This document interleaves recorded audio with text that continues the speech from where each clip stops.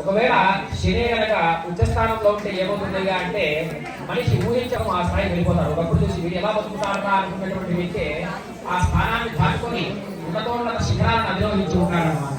శని గ్రహం యొక్క ప్రభావం శని కనుక బాగుంటే అటువంటి ఫలితాలు కలుగుతాయి. అదేవిధంగా నవగ్రహాల్లో 8వ గ్రహము, అదేవిధంగా ఛాయాగ్రహాల్లో 1వ గ్రహం. ఛాయాగ్రహాలు ఇప్పటి వరకు మనం సూర్యుడు, చంద్రుడు, అంగారకుడు, బుధుడు, బృహస్పతి, శుక్రుడు, శని ఈ 7 గ్రహాలు అని అంటారు.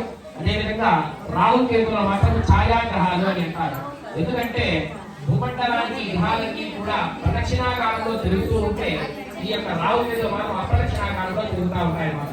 చెప్పాలంటే ఇవన్నీ కూడా క్లాక్ వైజ్ తిరిగితే ఎక్కువ యాంటీ క్లాక్ వైజ్. రాహు కేతువులు ఇద్దరు కూడా దేనికి కారకుడయ్యా అంటే రాహు వచ్చేసరికి నేత్రకారకుడు, అదేవిధంగా కేతు వచ్చేసరికి జ్ఞానకారకుడు అన్నమాట. ఒకవేళ మనము కానీ లేదా మన పూర్వీకులు ఎవరైనా కానీ జ్ఞానకారకుడు అన్నమాట. కేతువు జ్ఞానాన్ని ప్రసాదిస్తాడు. చిత్తస్థానంలో కనుక కేతువు ఉంటే జ్ఞానాన్ని ప్రసాదించి మనిషికి తన సొంత నిర్ణయాన్ని తను తీసుకోగలిగేట్టుగా బలాన్నిస్తాడన్నమాట. ఒకవేళ కేతువే కనుక నీచ స్థానంలో ఉంటే ఏమవుతుంది అంటే మనిషి జ్ఞానం అనేటువంటి సరిగ్గా లేక తన సొంత నిర్ణయాలు అనేటువంటి తను తీసుకోలేకుండా ఉంటాడు. అంటే జ్ఞానరహితంగా ఉండేటువంటి గ్రహస్థితి వలన ఏమవుతుంది సమర్పిస్తాడు. అగ్నిగండము, వాహనగండము, జలగండము, వాయుగండము ఇత్యాది సమస్యలన్నీ కూడా కలుగుతూ ఉంటాయన్నమాట. పంచభూతాలనే కూడా వస్తూ ఉంటాయి. అగ్నిగండము, అదేవిధంగా జలగండము, వాయుగండం అంటే ఏమిటంటే శ్వాస సమస్యలు అనేది ఆక్సిజన్ అనేటువంటి సరిగ్గా తీసుకోలేకపోతాం. గాలి తీసుకోవడానికి చాలా ఇబ్బంది అవుతుంది. వాయుగండం సమస్యలు కలుగుతూ ఉంటాయి. అతను చేసుకునేటువంటి దైవారాధన వల్ల ఏమవుతుందయ్యా అంటే గ్రహస్థితి అనేటువంటిది మారకపోయినప్పటికీ కూడా పెద్ద అపాయం ఏదో జరిగేటువంటి సమయాన చిన్న అపాయంతో తగ్గిపోతుంది అనమాట. ఉదాహరణకు ఒక పెద్ద ఇబ్బంది ఏదో జరుగుతుంది అనుకోండి, ఈ యొక్క దైవారాధన చేసుకోవడం వల్ల ఏమవుతుందంటే దైవారాధన చేయడం వల్ల ఏమవుతుందంటే ఇదంతా కూడా పుణ్యం అన్నమాట.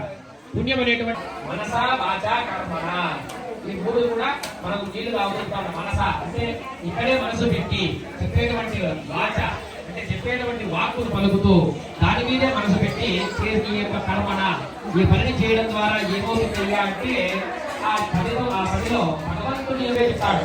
ఏమనంటే గణపతి, బ్రహ్మ, విష్ణువు, రుద్ర, గౌరి అనేటువంటి పంచలోక పాలకులు, అదేవిధంగా సూర్యుడు ఆచమనం చేయించినట్టు ఆ తర్వాత ఆ స్నానం స్వామి అక్కడ కనీసం మీద నీళ్లు చల్లారంటే అది స్నానం అన్నమాట. ఉపవీతము, ఉపవీతం ఇవన్నిటినీ కూడా షోడశ ఉపచారములు అని అంటారు.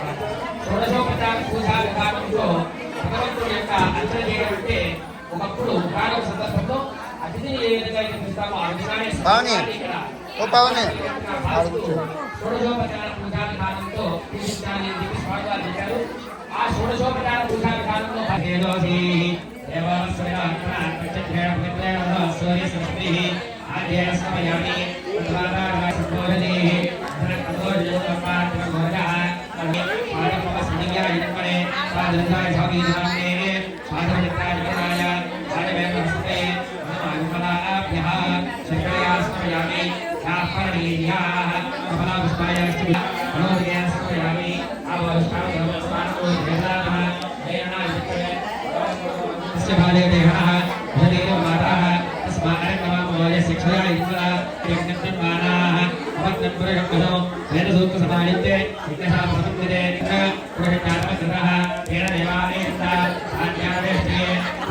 తీసుకొని పుష్పై అనగా యమహాయ